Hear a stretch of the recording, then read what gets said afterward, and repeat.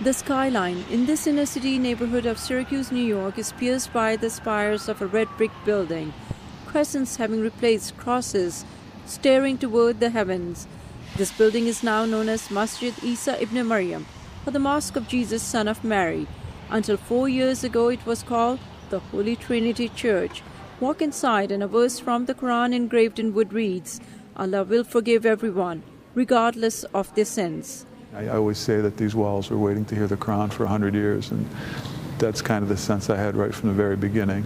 Yusuf Soul has been a part of this church-to-mosque journey from the beginning. He admits it was not easy to hear Islam's call to prayer, the adhan, echo in a church.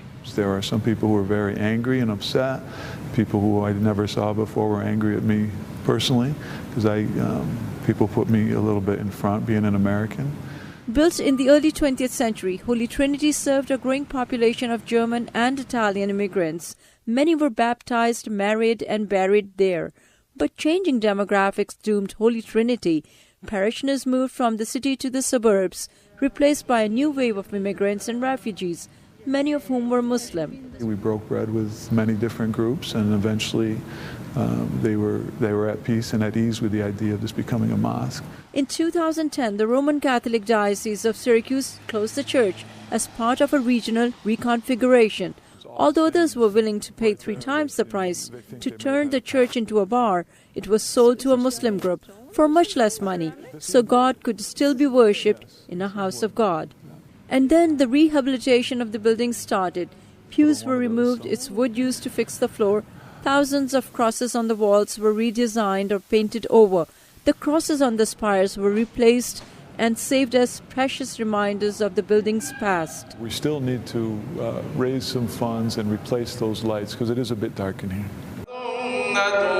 This mosque is different than others in the area because there is not a separate room or wall separating men and women.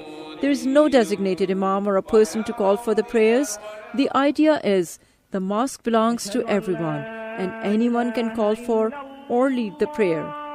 Even 14-year-old Sajjad Samir from Afghanistan. I always practice with myself, and people in the mosque encouraged me to give azan.